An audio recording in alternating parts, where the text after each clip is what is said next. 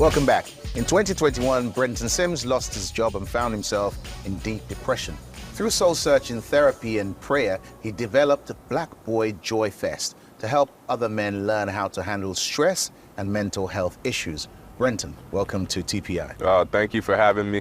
So, Boy Joyfest, what's that? And I understand it came from your experiences. Yeah. But why that name?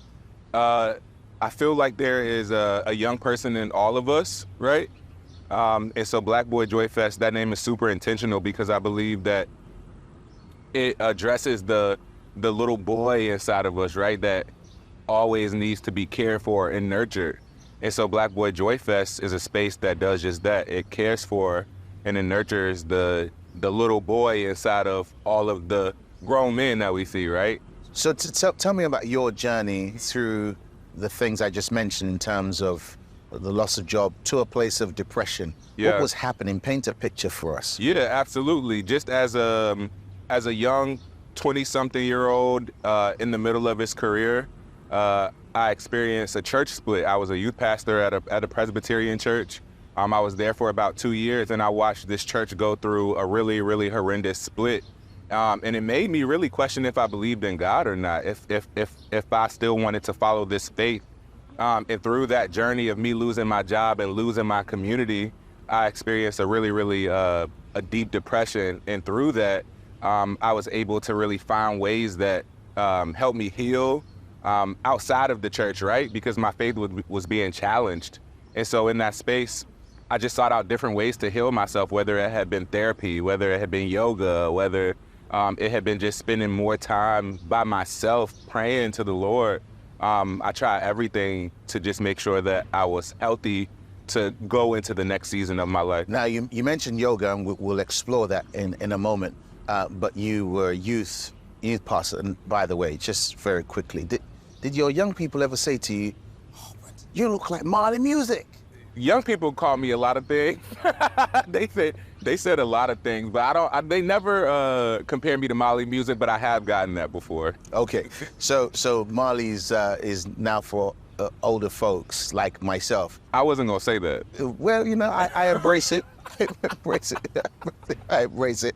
So you start talking about your experience and depression.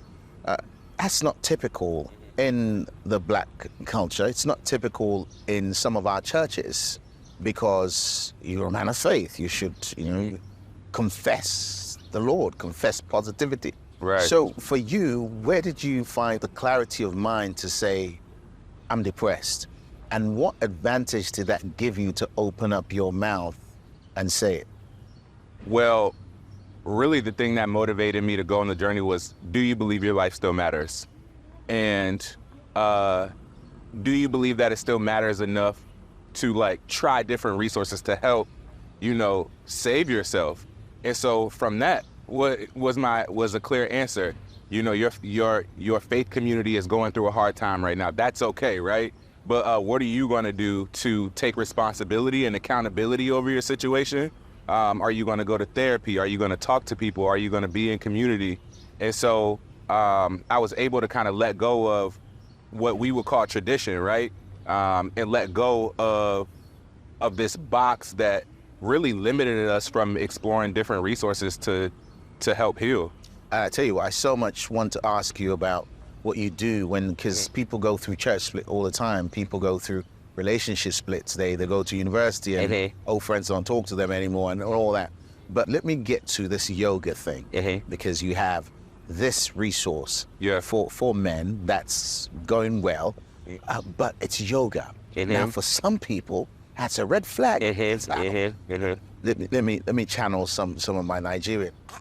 Yoga. There's a spirit behind it. Brenten, what are you doing? Yeah. Well, I always tell people I have the Spirit of God. So what I do, I'm always checking with my Father first, and I can understand the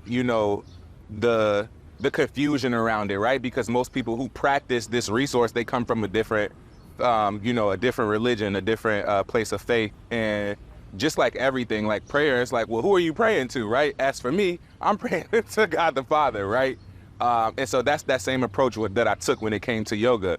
I'm checking with my father, and I'm making sure that my foundation is set in him before I move forward in any resource. So there's something of you redeeming yoga from what people have made it to be evil to actually this is a God-given thing to use to set people free. Yeah, absolutely. I think I have a cool place in culture to be able to usher in non-traditional things, right, as a young person, as a man of faith, and to be able to say, like, hey, everything is bad, but where's the foundation, you know, of this thing that you're using to express, right? Where's your heart, right? Are you practicing this to connect with another being outside of God? Wrong, right? But are you using this to really connect with your spirit, to quiet your body, right? To feel what's happening. That's what I use. So typically for someone like you, there's a lot of admin you have to do. There's a lot of work that goes into what you do. And I'm sure there'll be moments where you thought, oh my goodness, why am I doing this? Are there any stories of people who have come to Black Boy Joyfest and you've seen what it's done for them, how it's turned them around, that's made you think, yeah, this is why I'm doing this, that's encouraged you? Yeah, absolutely. So I host a roundtable every month. It's called I See You, Bro. And it's a space where we just open up conversation around taboo topics, right, that Black men never really talk about. Our relationships with our father, like what we would describe as a man. We talk about healthy sexuality and masculinity, and in those spaces, we're able to just open up and talk about and deconstruct some of the ideas that are actually wrong. And I've seen so many men be healed from that and be so excited to start this journey because they don't have the space. A lot of men just really need space to talk and to bounce ideas off of one another. We're taught to just be quiet. We're taught to just shut up. We're taught to just be stoic, right? But providing those spaces where men are able to be open and healthy, it creates this effect of, hey, you're gonna be okay. Brenten, thank you so much for joining us. Thank you.